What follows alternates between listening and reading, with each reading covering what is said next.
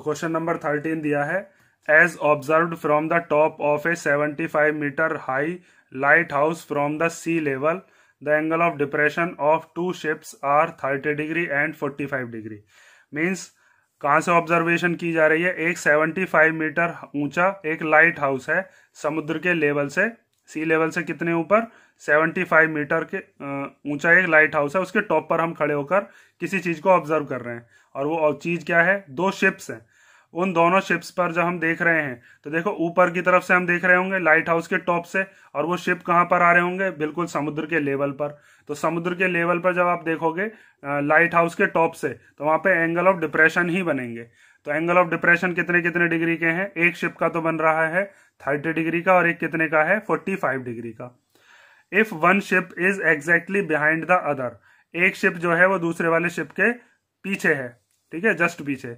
On the same side of the light house, दोनों ही ships जो हैं वो लाइट हाउस के एक ही तरफ बन रहे होंगे। ये नहीं है कि लाइट हाउस यहाँ पर है, एक शिप इधर और एक शिप इधर, ऐसा नहीं है। अगर लाइट हाउस इधर है तो एक शिप इधर होगा और दूसरा शिप उसी के पीछे होगा, ठीक है। तो दोनों के दोनों शिप एक ही तरफ इसने बताए हैं। Find the distance between the two ships, हमें बताना है कि दोनों शिप्स के बीच में कितने की दूरी है।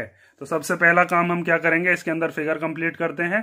फिगर कंप्लीट करने के बाद ये जो प्रॉब्लम है ये पूरी की पूरी हमें समझ में आ जाएगी, बिल्कुल क्रिस्टल क्लियर। तो सबसे पहले हम बनाते हैं एक लाइट हाउस, और उस लाइट हाउस का हम कुछ नामकरण कर देते हैं। उसका नाम क्या दिया है हमने? तो मान लीजिए एक लाइट हाउस है, ये लाइट हाउस हो गया, जिसका नाम हमने क्या दे दिया? A B. यहां पर क्या हो गया? ये हो गया टॉप ऑफ लाइट हाउस, ठीक है। ये लाइट हाउस का क्या हो गया? टॉप। और साथ में नीचे ये जो बी वाला पॉइंट है, यहाँ पे क्या हो जाएगा? ये हो जाएगा आपका सी लेवल, समुद्र का लेवल ये है, ठीक है। जो सी लेवल होता है जहां से हम किसी भी चीज की हाइट को नापते हैं।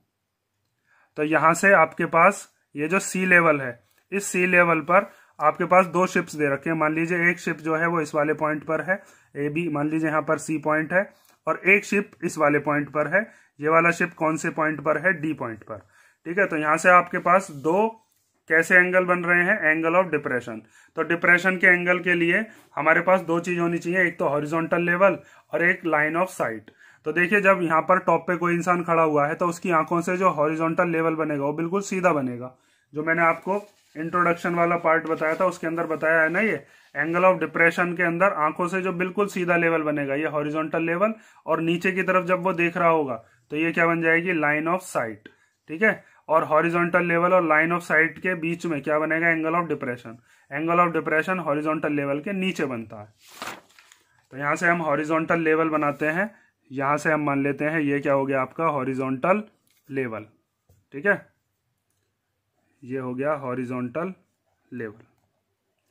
अब यहां से हमारे पास दो एंगल बन रहे हैं। एक एंगल है हमारे पास 45 डिग्री का और एक 30 डिग्री का। तो जब यहां से इसने इस शिप को देखा तो ये वाला जो एंगल बना है, ये वाला एंगल, तो ये वाला एंगल कितने डिग्री का है? 30 डिग्री का। तो जब ये वाला एंगल 30 डिग्री का, तो ये वाला भी कितने का हो जाएगा? ये भी हो जाएगा 30 डिग्री। क्योंकि आपको मैंने भी बताया था ऑल्टरनेट के लिए जहां पर भी जेड बन रहा होता है उसमें ये वाला एंगल और ये वाला एंगल पैरेलल लाइंस के हिसाब से कैसे होते हैं? ऑल्टरनेट इंटीरियर एंगल्स, ठीक है।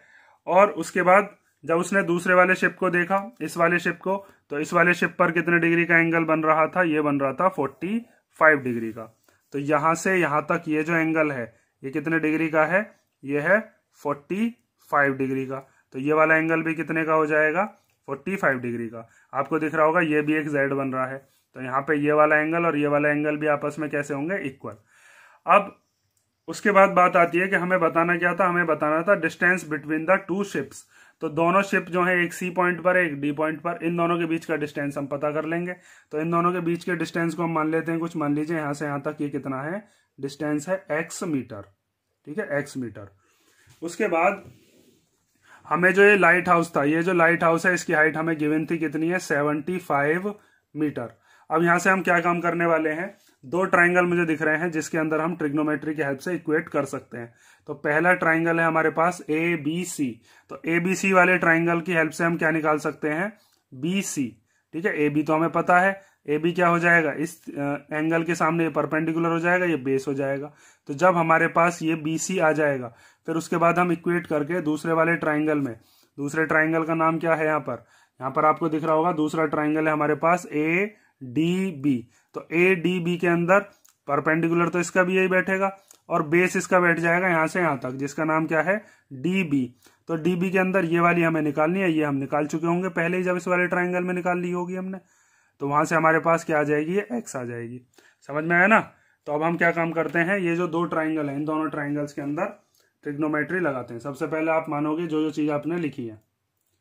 तो सबसे पहले हमें जो जो चीज गिवन है, हमें गिवन दे रखा है कि ए बी जो है वो हमारे पास कितना है 75 मीटर, और हमने लेट कर लिया है, मींस एज्यूम कर लिया है डिस्टेंस दोनों शिप्स के बीच में।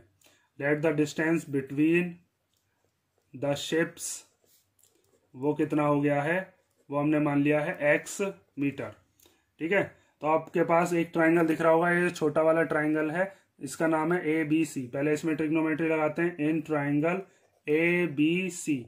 तो इसमें यहाँ पर थीटा कितना गिवन है 45, और 45 के सामने परपेंडिकुलर ये बेस, तो परपेंडिकुलर और बेस का रिलेशन tan में होता है। तो यहाँ पर आप लगाओगे tan 45 degree equal to perpendicular कितना है, परपेंडिकुलर हो गया ये वाला जिसका नाम क्या है ए बी, और बेस क्या हो गया यहाँ से यहाँ तक, ये हो गया बी सी। और tan 45 की वैल्यू कितनी होती है, ये होती है 1। ए बी कितना है यहाँ से यहाँ तक, ये दे रखा है हमको 75 मीटर, और अपॉन में क्या बचा इसके बीसी। बीसी हमको पता ही नहीं है, बीसी हमें निकालनी है।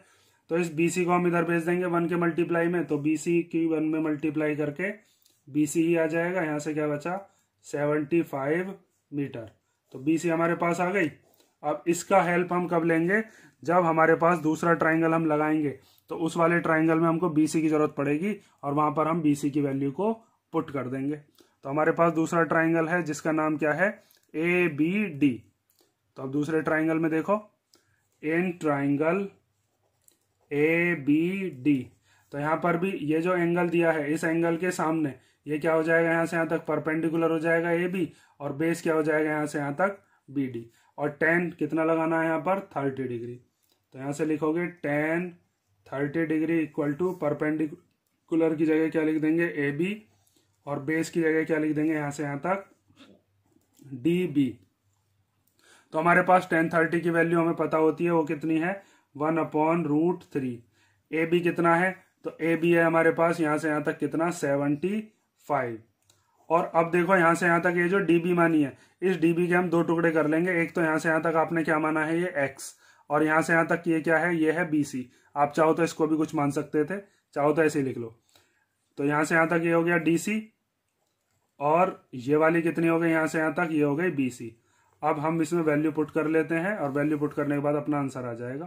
तो 1/√3 इक्वल टू 75 अपॉन ये जो यहाँ तक डीसी जो है ये कितनी है x, और यहाँ से यहाँ तक बीसी, इस बीसी की वैल्यू हम निकाल चुके हैं, वो कितनी है 75। तो यहाँ से हमारे पास बीसी की वैल्यू हमने 75 रख दी। अब ये इधर क्रॉस मल्टीप्लाई में जाएगा 1 के पास, और ये √3 किसके पास जाएगा 75 के पास। तो x प्लस 75 में जब 1 की मल्टीप्लाई करेंगे, तो 1 की मल्टीप्लाई करके तो वही डिजिट आ जाती है। तो x प्लस 75 इक्वल टू इस √3 की 75 में करेंगे तो 75√3। अब ये डिजिट है, ये डिजिट है, दोनों बिछड़े हुए भाइयों को एक पास लेके जाओ। तो हमारे पास इधर की तरफ हमें x छोड़ना है बस, क्योंकि हमें x की वैल्यू निकालनी है। तो x हमने इधर छोड़ दिया, ये अपने भाई के पास जाएगा 75√3, और ये प्लस का 75 इधर आकर माइनस का। इन दोनों में से क्या चीज कॉमन आ रही है, इन दोनों में से आ रहा है 75 कॉमन। तो यहाँ से क्या बचेगा √3, और 75 में से अब 75 ही ले लिया, तो क्या बचेगा वहां पर 1, क्योंकि 75 की टेल में 75 1 बार आएगा। तो यहाँ से हमारे पास x जो कि हमने क्या माना था डिस्टेंस बिटवीन द शिप्स, वो कितना आ गया 75√3 माइनस 1, और यही हमारा डिस्टेंस है दोनों शिप्स के बीच में। तो यहाँ पर आप लास्ट में लाइन लिख दोगे बस अब, और ये आपका क्वेश्चन कंप्लीट। तो यहाँ पर हम लिख देंगे hence the distance between the two ships is कितना है 75√3 माइनस 1 मीटर। ठीक है, दोनों शिप्स के बीच में इतने का डिस्टेंस हमको गिवन है। तो यहां से हमारा कौन सा क्वेश्चन कंप्लीट होता है, क्वेश्चन नंबर 13।